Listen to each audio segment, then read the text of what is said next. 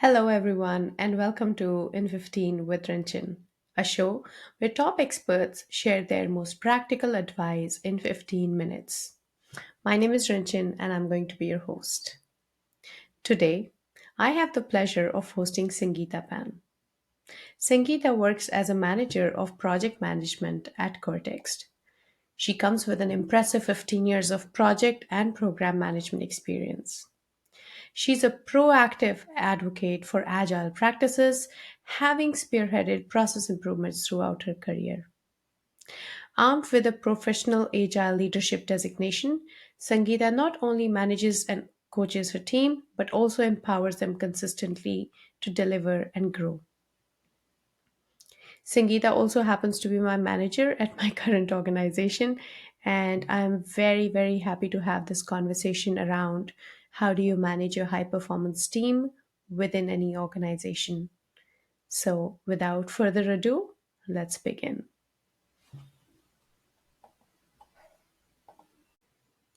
Hello, Sangeeta, and welcome to In 15 with Rinchin. Hi, Rinchin. Thanks for having me. I'm really excited to be here. Thank you for joining. So, today, Sangeeta is going to talk about how to manage the high potential members of your team.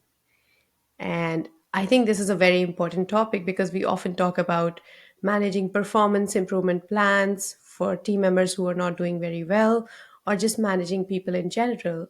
But I think it is also very essential to understand how do you manage a team which consists of a lot of high potential members. So enlighten us, Sangeeta. Tell us Yeah. more about it. Yeah, so I've been very fortunate to have a team of a variety of experience. So I have team members such as yourself. I have team members who have come from like the world of BAs and experience Yeah. there. I have a team member who's a scrum master. So I have all like a variety of experience, tenure, interest. And so what I find is, and these are all project managers, right? So within our profession, there's a level of leadership that is expected. And so within each person, there's a level of interest, things that someone may be passionate about, but also keeping in view what the needs of the business are, right? And so I feel like that unique comparison and pairing between the two are essential in order to create a high performing team.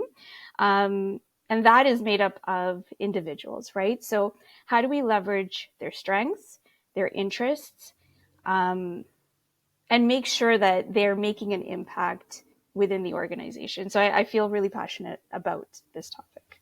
Yeah. It is interesting because what you're talking about at the moment around balancing the organizational needs versus the aspirations of your team members, especially the candidates who are high potential, so to say. I'm curious, does whenever you think of all of these things, and it becomes very complex for you because there are a lot of emotions involved and people involved. So, how do you go about the whole process? I'm sure it starts at recruitment, but then it also goes beyond that because, like you said, people come from varied experiences, different tenures, different kind of backgrounds. So, what has been your experience so far in this? I think it all starts with building that relationship, which is critical, that one to one relationship. Um, Trying to understand who that person is holistically, as well as within their career and their career journey and where they're at right now and where they want to be. Um, and that's what I've done with each of my team members. I feel like I've gotten to know them. And what I found really useful from one of my previous organizations was to really understand what drives that person, right? So it may not necessarily be something that they're good at, Yeah. right? So, as a project manager, you have to be detailed. You need to understand how one thing impacts another, right? That may not be something that you enjoy doing, but you're good at it. You've been trained to do it and you have experience doing it, but that may not be what like drives you every day, right? Right. So trying to balance that and really understanding, developing that relationship with that person, getting to know them as an individual, and then seeing how they fit. So fit meaning within their role, within the team, and then within the organization. So it takes a lot of time, right? So that it does. It takes quite a bit of time. Um, I would say just alone, like at least 6 months to get to know that person because you're meeting with them on a regular basis, making sure you're having those one on ones and making them very productive and impactful for yourself as well as the team member. Um, and then fitting that into their journey, both within the team, like I said, their own career paths, the team, as well as the organization. So that's kind of how I've been approaching this. I think that's also a very right approach because having some experience in human resources earlier, we have realized that a person does need 3 months to basically get acquainted to the organization, and for them to get acquainted to the team, it takes more time. And you're right, it takes around 6 months for you to really understand, where that person is coming from, what are their aspirations, what are their needs, and how it all fits in the organization. But thinking of it from the organizational perspective, the organization expects the new joiner to be ready, productive, and get going right away at it from day one. So how do you balance that? Well, I think as a manager, you need to be very open and set those expectations up front, right? So with the organization, there's always a lead time. There's always time that you need to invest in that person, making sure that they understand like the technical requirements of the job, but Yeah. also to get to know them and make sure that what you are giving them, they will be able to accomplish successfully, and giving them the right support and training and pairing them with other team members that can help show the path. So um, having that autonomy to identify that there is time, identify and allow for that time to be spent building that person up so that they will be successful, right? So yes, you can give somebody something from day one. And from a technical perspective, no doubt they'll probably be able to complete that, right?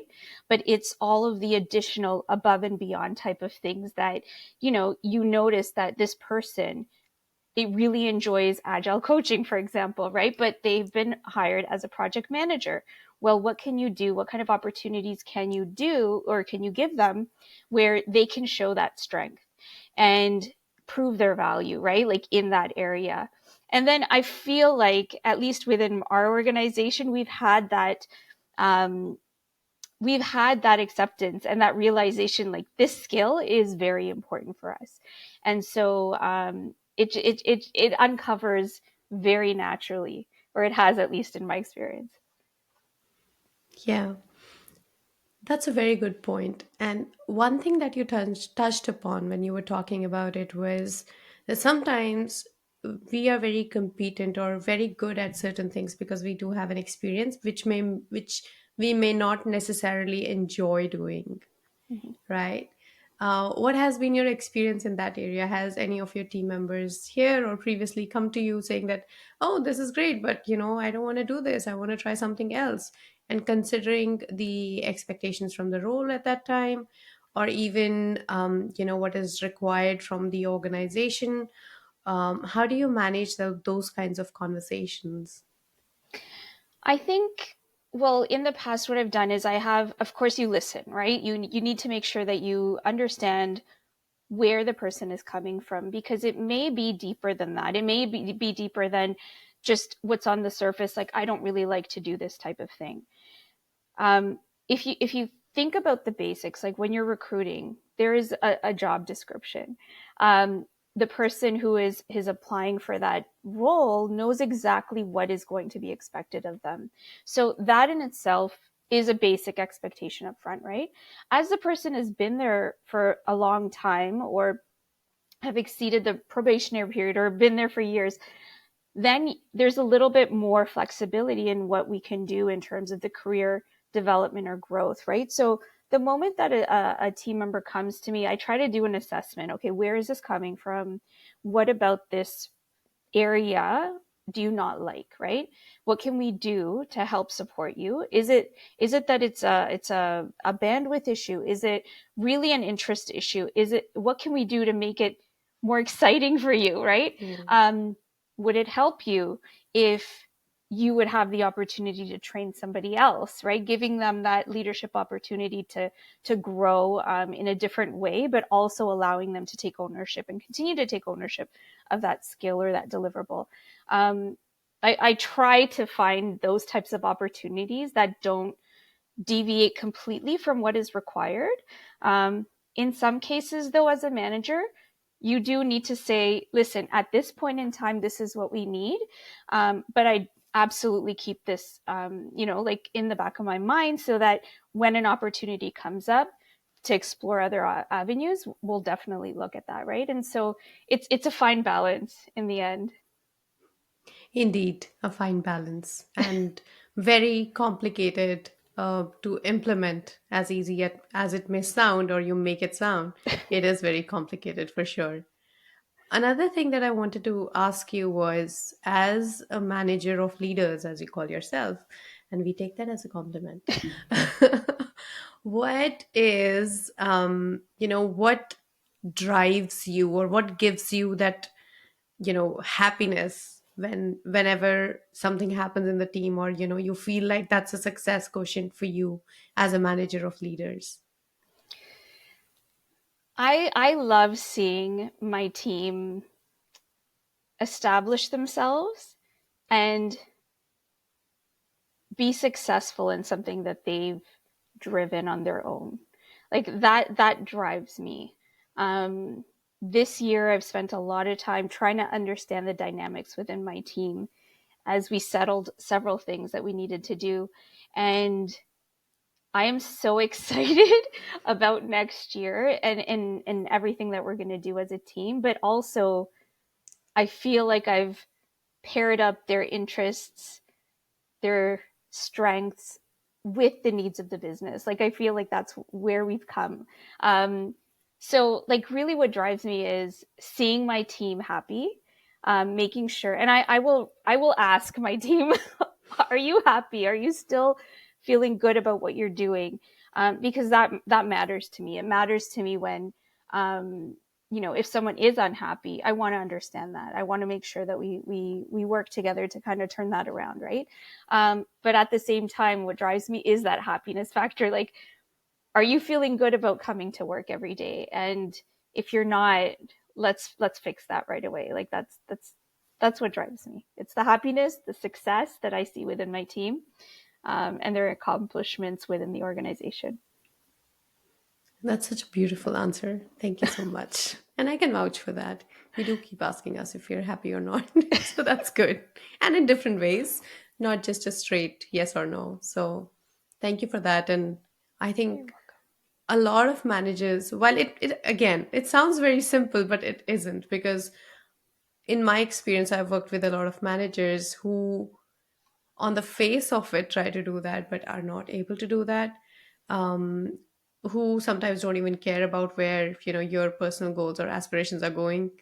All they care about is getting productivity out of their team members, which eventually dwindles because of lack of motivation and lack of that inspiration from their managers as such.